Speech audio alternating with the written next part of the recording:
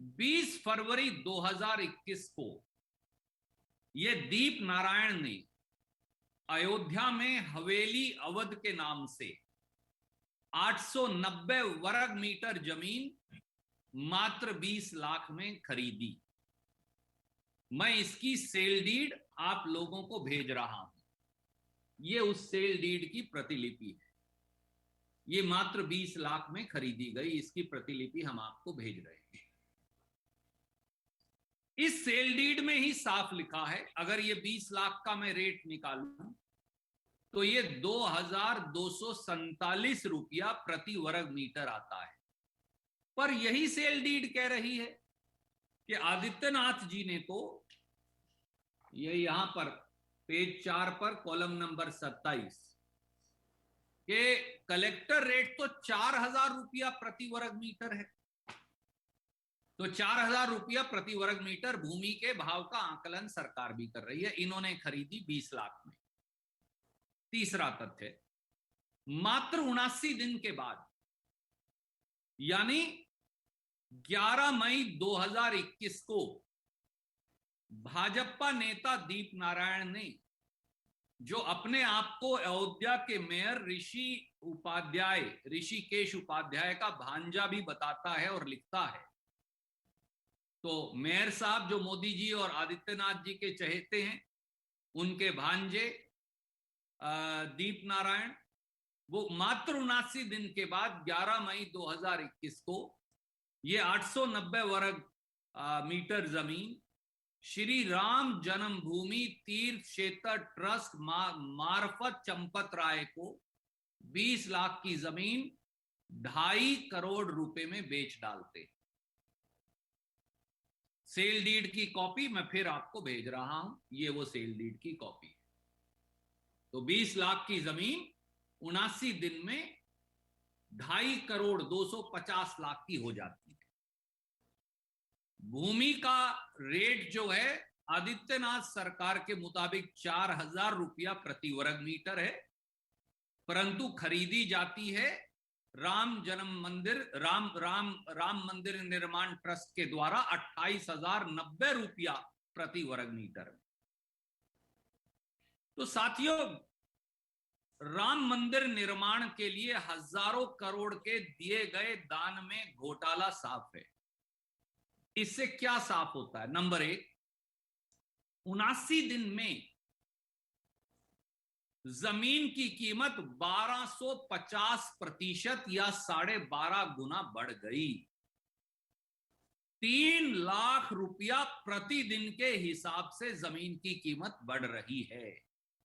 यह अपने आप में हिंदुस्तान की सबसे तेज गति से बढ़ने वाली जमीन होगी। जो जमीन 20 फरवरी 2021 को मात्र 20 लाख में खरीदी गई, वो 11 मई 2021 को 250 लाख रुपए में राम मंदिर निर्माण ट्रस्ट को बेच दी गई। यह अपने आप में सनसनीखेज घोटाला नहीं तो क्या है? दूसरा तथ्य, भाजपा नेता दीप नारायण द्वारा जो भूमि 2247 रुपया प्रति वर्ग मीटर में खरीदी गई, अगर मैं प्रति वर्ग मीटर रेट निकालूं, कलेक्टर रेट 4000 रुपया प्रति वर्ग मीटर है, पर भगवान श्री राम मंदिर निर्माण ट्रस्ट को यह जमीन 28,090 रुपया प्रति वर्ग मीटर में बेच दी जाती है। तो फिर भगवान श्री राम मंदिर निर्माण ट्रस्ट के हजारों करोड़ के चंदे को इस प्रकार की चपत चंदाजीवी भाजपाइयों द्वारा कैसे लगाई गई, सवाल यह है। तीसरा तथ्य, राम मंदिर निर्माण ट्रस्ट की ओर से श्री चंपत राय सचिव द्वारा यह जमीन खरीदी गई और श्री अनिल मिश्रा जो दूसरे ट्रस्टी हैं ट्रस्ट के, मोदी जी द्वारा मनोनीत किए गए हैं और जो राष्ट्रीय स्वयंसेवक संघ के पूर्व प्रांत कार्यवाहक भी रहे, वो बतौर गवाह के मौजूद रहे। उन्होंने ही दस्तखत किए। क्या श्री चंपत राय सचिव राम मंदिर निर्माण ट्रस्ट और ट्रस्टी वह श्री अनिल मिश्रा ट्रस्टी की ये जिम्मेवारी नहीं थी कि वो हजारों करोड़ के राम भक्तों के चंदे के पैसे से भुगतान करने से पहले ये वजह तो पूछते कि भैया 79 दिन में 20 लाख की जमीन 250 लाख की कैसे हो गई, 12.5 गुना कैसे बढ़ गई, राम के भक्तों के चंदे का हम ये भुगतान क्यों करें। चौथा तथ्य, जमीन बेचने वाला भाजपा नेता दीप नारायण, भाजपा का नेता है, उनकी आईटी सेल से जुड़ा है। दीप नारायण तथाकथित तौर से अयोध्या के मेयर मोदी जी के चहेते ऋषिकेश उपाध्याय का भांजा है, जैसा उसकी फेसबुक प्रोफाइल से भी साफ है। जमीन खरीदने वाले श्री चंपत राय और श्री अनिल मिश्रा दोनों ही भाजपा और राष्ट्रीय सेवक संघ की विचारधारा से जुड़े हैं। तो इस सारे मामले के मायने क्या है, सवाल यह उठता है। और एक और तथ्य, राम मंदिर निर्माण ट्रस्ट के अध्यक्ष कौन है? महंत नृत्य गोपाल दास जी। जब इससे पिछला घोटाला सामने आया था तो महंत नृत्य गोपाल दास जी ने आगे आकर कहा कि भैया मुझसे तो 1 साल से चंपत राय या कोई और ट्रस्ट के पैसे का कैसे इस्तेमाल हो रहा है इस बारे कोई राय मशवरा होता ही नहीं, कोई पारदर्शिता है ही नहीं। तो जब राम मंदिर निर्माण ट्रस्ट के चेयरमैन महंत नृत्य गोपाल दास जी को पता नहीं तो हजारों करोड़ के चंदे में गोलमाल क्या है।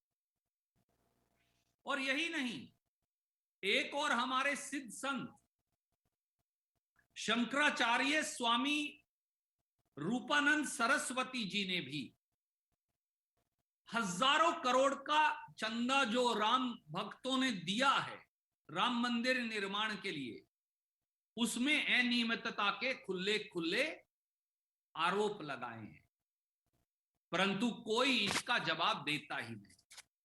साथियों, इसलिए आपने देखा कि पहले भी जब 14 जून को हमने बताया कि 18 मार्च 2021 को भी जब एक और जमीन का टुकड़ा 2 करोड़ में खरीदा गया, 5 मिनट में राम मंदिर निर्माण ट्रस्ट को 18.5 करोड़ में बेच दिया गया, उसका भी कोई तसल्ली बख्श जवाब नहीं आया। तब भी खरीद किसने की थी? चंपत राय जी ने। तब भी गवाह कौन थे? अनिल मिश्रा जी। तब भी तीसरे व्यक्ति कौन थे? भाजपा के अयोध्या के मेयर ऋषिकेश उपाध्याय जी। अब भी ये सब लोग मौजूद हैं। तो ये चक्कर क्या है? तो प्रधानमंत्री श्री नरेंद्र मोदी व मुख्यमंत्री आदित्यनाथ जी को 5 सवाल देश के राम भक्तों और देशवासियों की ओर से। पहला, क्या कारण है कि भगवान श्री राम के मंदिर निर्माण के चंदे की खुली लूट करने वाले पापियों के खिलाफ कोई भी कार्यवाही करने बारे मोदी जी, आदित्यनाथ जी पूरी तरह चुप हैं, मौन बने। दूसरा सवाल, क्या पीएम और सीएम बताएंगे कि मात्र 79 दिन में जमीन की कीमत 1250% कैसे बढ़ गई? तीसरा सवाल, जब यूपी की भाजपा सरकार द्वारा जमीन की कीमत 4000 रुपया वर्ग मीटर आंकी गई है, तो फिर यह जमीन हजारों करोड़ के राम भक्तों के चंदे से राम मंदिर निर्माण ट्रस्ट को 28,090 रुपया प्रति वर्ग मीटर में कैसे बेच दी गई? चौथा सवाल, क्या भाजपा नेता राम मंदिर निर्माण के लिए इकट्ठे किए गए चंदे को चूना लगा मुनाफे की लूट में लगे हैं?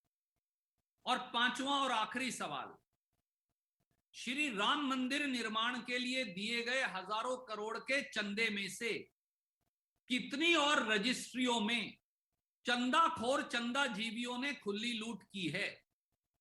क्या अब सुप्रीम कोर्ट के मॉनिटरिंग में पूरे मामले की जांच व पैसे के लेन देन के ऑडिट कर सारे तथ्य देशवासियों के समक्ष रखने की जरूरत नहीं है। मोदी और योगी सरकारें जान लें कि राम नाम के नाम पर की गई चंदे की लूट रामद्रोह से कम कुछ नहीं। कोई भी प्रश्न आप पूछना चाहें तो अब स्वागत है। प्रणब जी। धन्यवाद सर। पहला सवाल आनंद पटेल सर, मेरा सवाल ये है कि इससे पहले जो आपने प्रेस कॉन्फ्रेंस की थी तो लगभग ऐसे ही आरोप थे, कम रेट पे जमीन खरीद के उसको ज्यादा रेट पे ट्रस्ट को बेचा गया।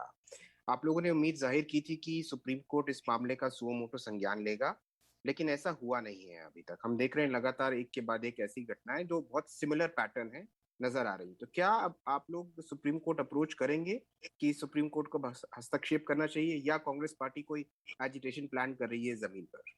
Thank you. हमारा ये मानना है भगवान श्री राम का एक भव्य मंदिर अयोध्या में बने, ये तो सब देशवासी चाहते हैं। पर वो हजारों करोड़ रुपया जो देशवासियों ने भगवान श्री राम मंदिर निर्माण के लिए आस्था और विश्वास से दिया है, क्या उस पैसे की लूट खुलेआम की जा सकती है? वो भी भाजपा के नेताओं द्वारा सवाल है।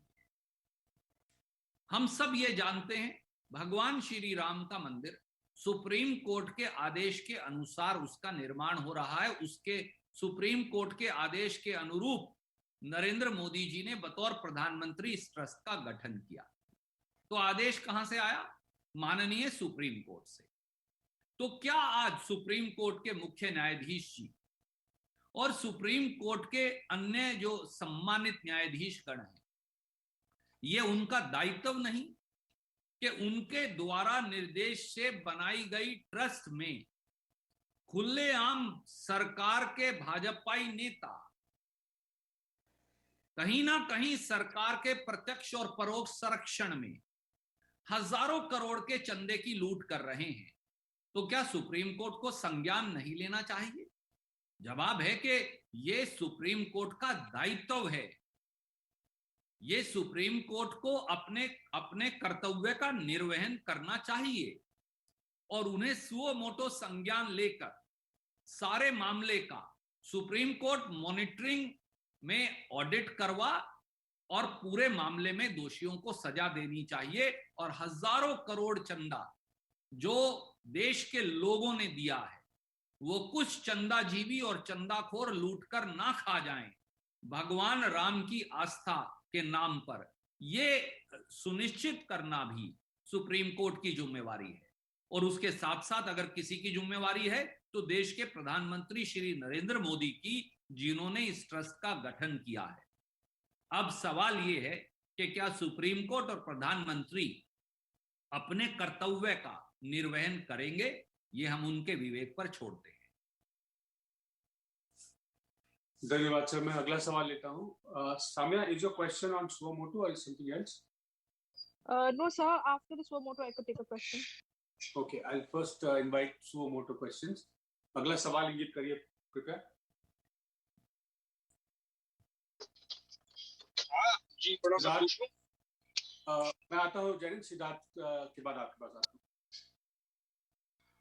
सर नमस्कार। आप कांग्रेस पार्टी लगातार जो है ये सवाल उठा रही है। अभी आपने ये बात भी साफ की कि आप सुप्रीम कोर्ट पर छोड़ रहे हैं, लेकिन राम मंदिर बनाना बीजेपी का बहुत पुराना मुद्दा रहा।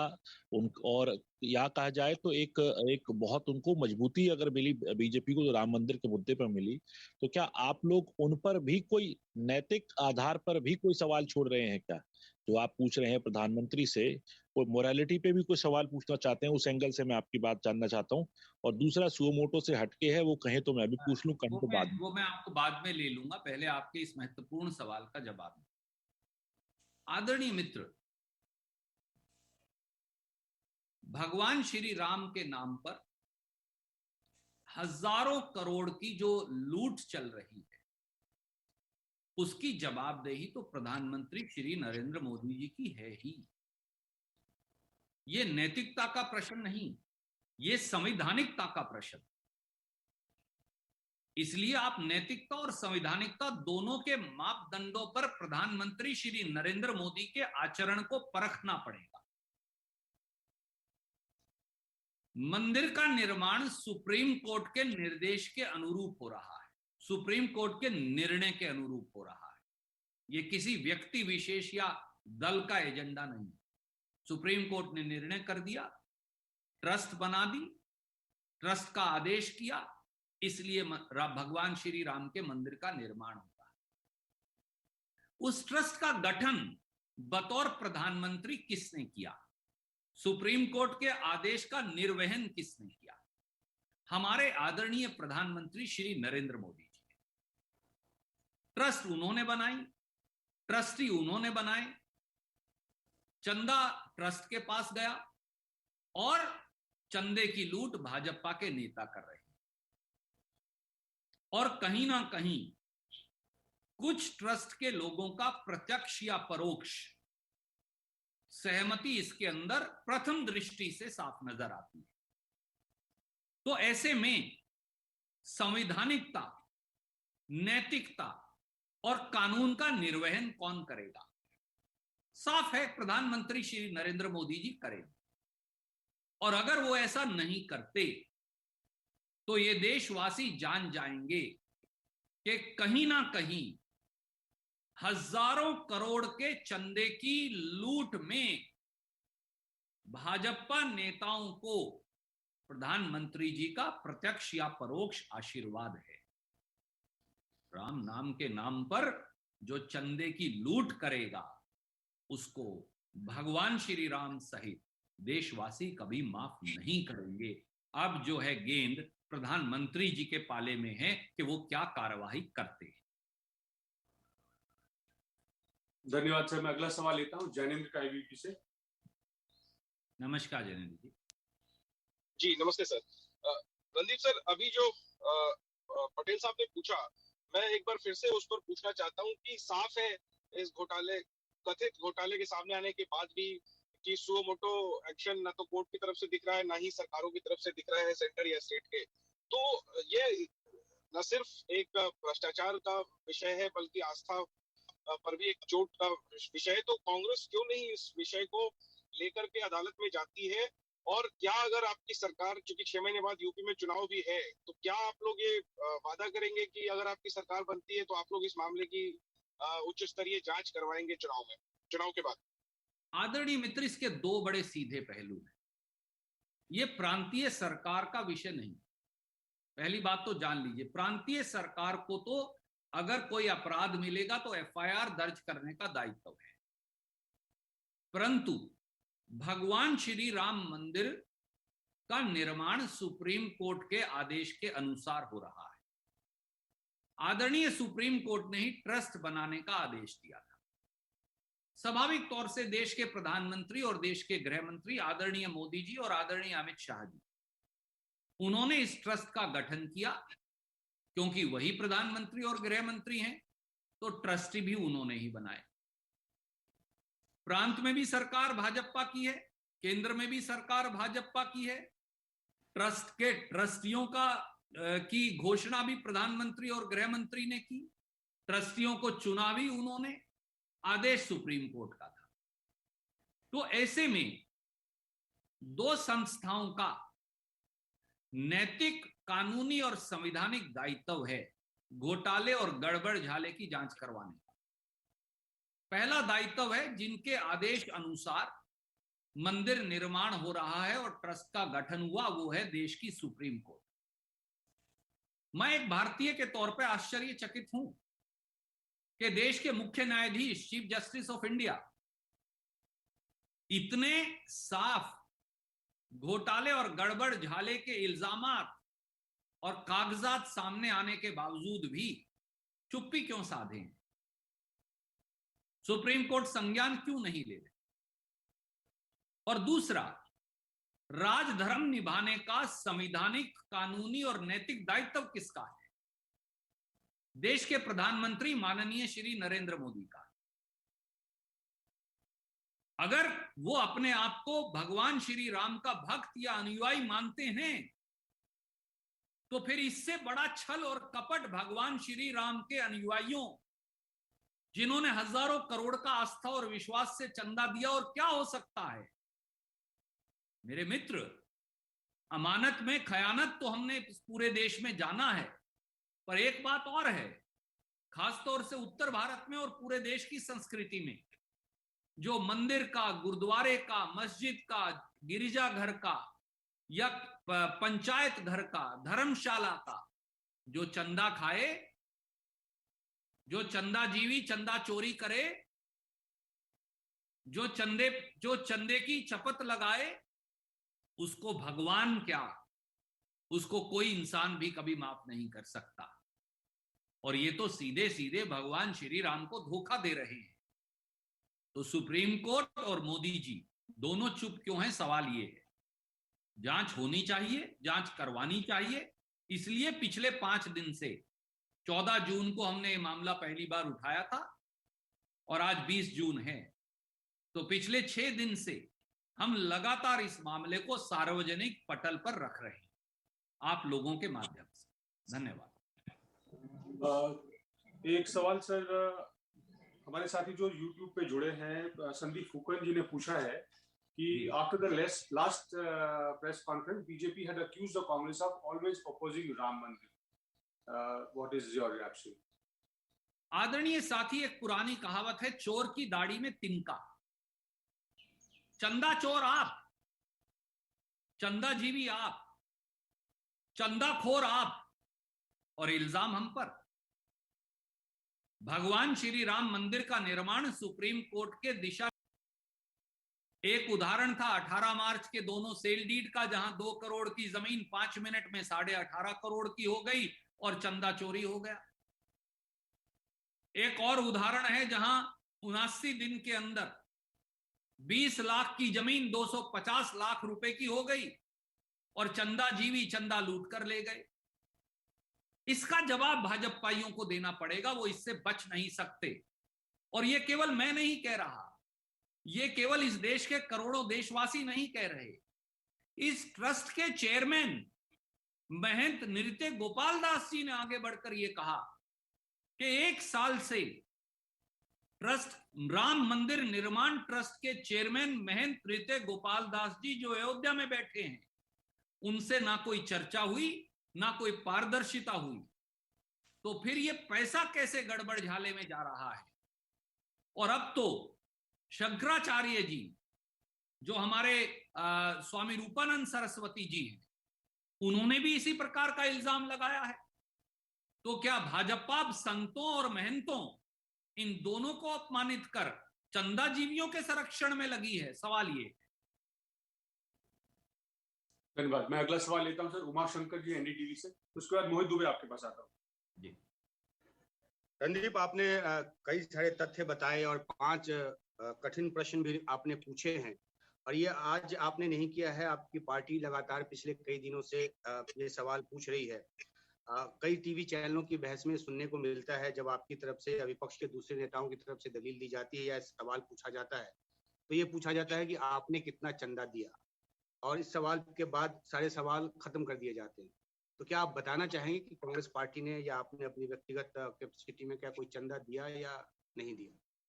आदरणीय मित्र, सवाल यह भी पूछा जा सकता है कि आदरणीय नरेंद्र मोदी जी, अमित शाह जी और जेपी नड्डा जी ने कितना चंदा दिया, पर व्यक्ति महत्वपूर्ण नहीं, क्योंकि ये इस पूरे मामले के चंदा जीवियों के घोटाले को डीरेल करने का एक कुत्सित प्रयास है।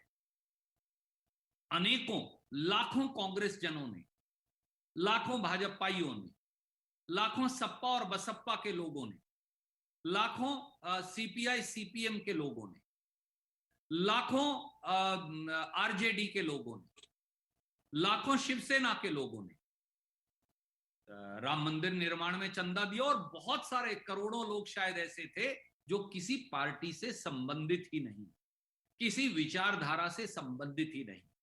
उनके लिए भगवान श्री राम का नाम ही आस्था है, विश्वास है। ये लोग भगवान श्री राम के नाम पर, आस्था पर, विश्वास पर हजारों करोड़ रुपया जो चंदा इकट्ठा किया गया, चढ़ावा इकट्ठा किया गया भगवान राम मंदिर निर्माण के लिए, ये उस चंदे में भी मुनाफा की लूट कमाकर सवालों को पूछने से बंद करवाना चाहते हैं। पर ये जान लें कि देशवासी जागरूक हैं। भगवान श्री राम के मंदिर निर्माण का चंदा जो खाएगा, मैं आज ये कहता हूं कि उसकी नरक लोक में भी गति नहीं हो सकती। धन्यवाद। जी सर, और वैसे भी शास्त्रों में मान्यता है कि गुप्त दान जो है वो श्रेष्ठ दान होता है। मैं अगला सवाल लेता हूं, मोहित दुबे जी। सर नमस्कार। नमस्कार दुबे जी।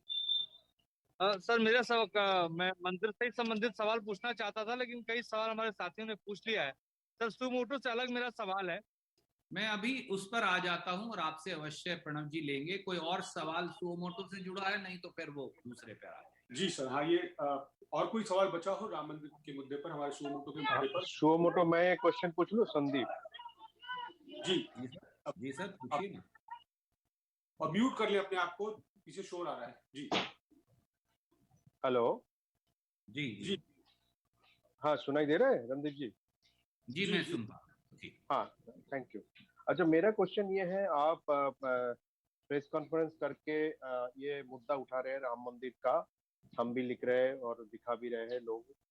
तो मेरा ये कहना है कि आप कांग्रेस पार्टी की तरफ से मैडम सोनिया गांधी या कांग्रेस पार्टी की तरफ से जो ट्रस्ट का हेड है प्रधानमंत्री नरेंद्र मोदी या ट्रस्ट का कोई मेंबर को क्या चिट्ठी लिखा फॉर इन्वेस्टिगेशन?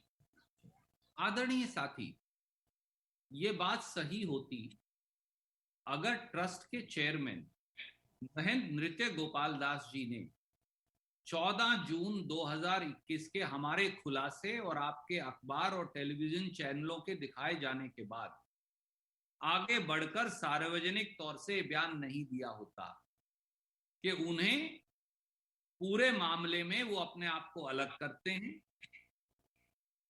जब ट्रस्ट के चेयरमैन की राय ही नहीं ली जा रही, जब ट्रस्ट के चेयरमैन महेंद्र नृत्य गोपाल दास जी को विश्वास में ही नहीं लिया जा रहा, जब ट्रस्ट में गैर पारदर्शिता का इल्जाम खुद ट्रस्ट के चेयरमैन लगा रहे हैं और अब शंकराचार्य स्वामी रूपानंद सरस्वती जी भी लगा रहे हैं, तो जब संत और महंत और ट्रस्ट के चेयरमैन खुद गैर पारदर्शिता का इल्जाम लगा रहे हैं, सीक्रेसी का इल्जाम लगा रहे हैं, चर्चा ना होने का इल्जाम लगा रहे हैं, तो फिर चिट्ठी लिखने की जरूरत ही कहां है? फिर तो तथ्य सार्वजनिक पटल पर हैं।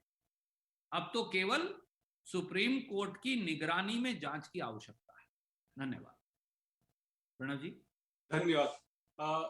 मेरे ख्याल से सर हम ओपन करें और दूसरे सवालों के लिए। जी 3 सवाल है। पहला सामिया ने पूछा था, उसके बाद सिद्धार्थ, फिर आप वही पूछिएगा। सामिया।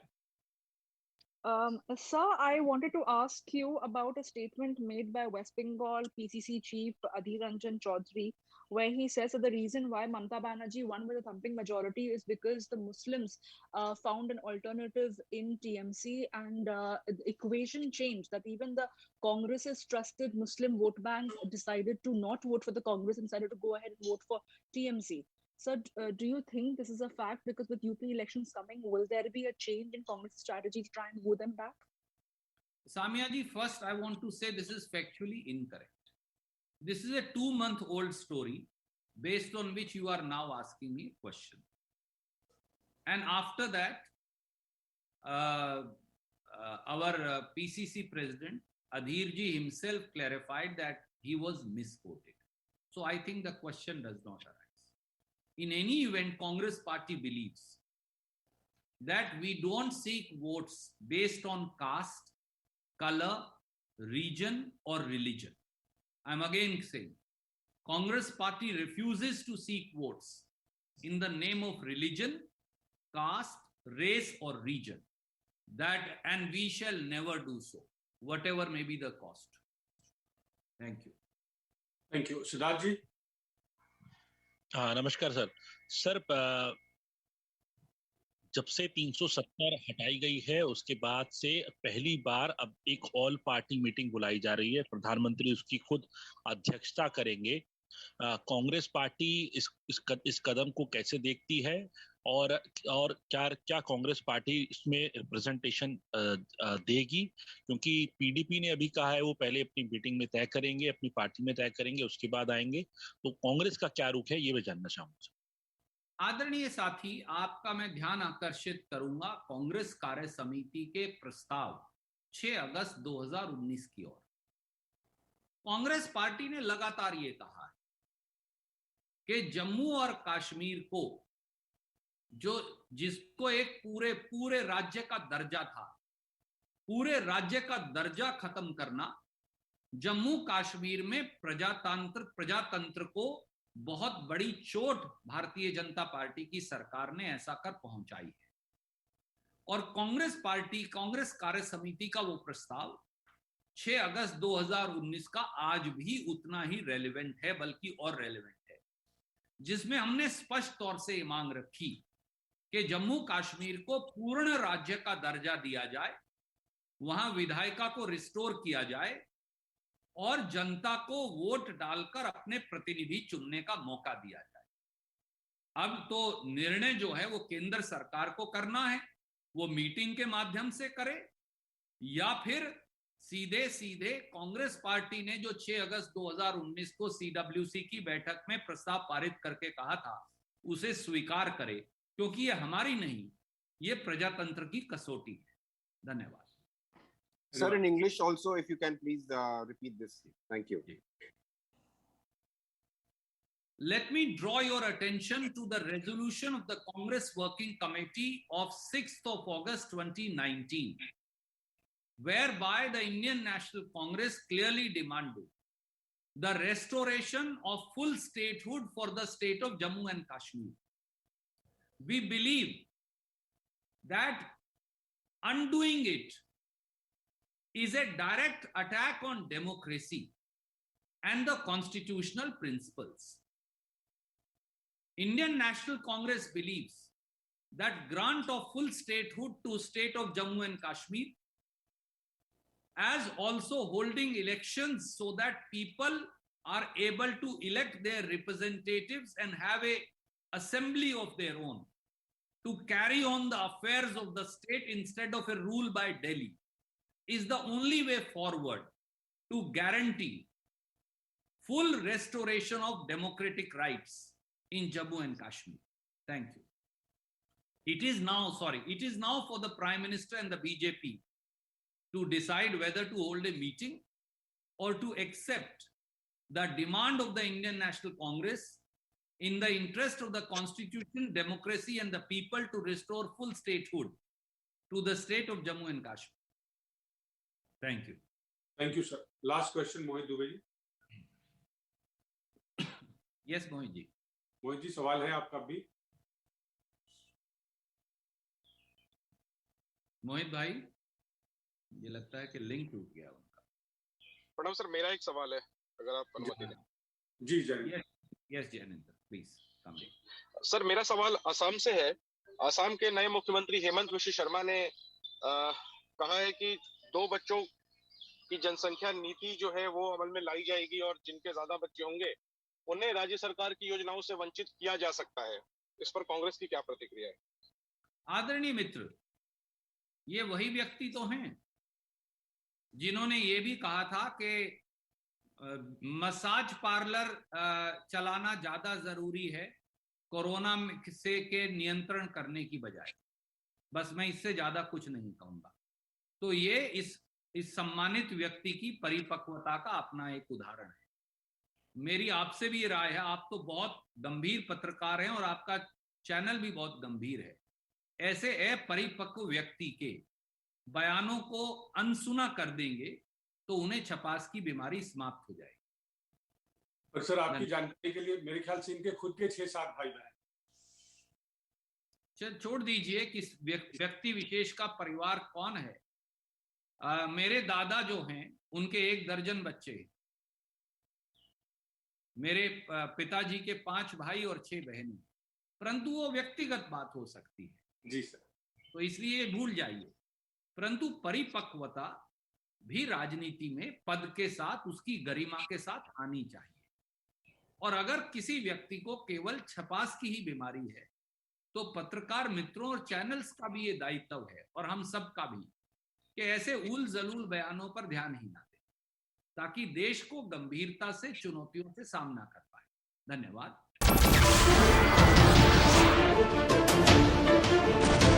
नमस्कार, मैं हूं मानक गुप्ता। अगर आपको हमारा ये वीडियो पसंद आया हो तो इसे लाइक और शेयर जरूर करें, और हाँ, हमें सब्सक्राइब और फॉलो करना ना भूलें, ताकि आप देश और दुनिया की कोई खबर मिस ना करें। तो जुड़े रहिए हमारे साथ और देखते रहिए न्यूज़ 24।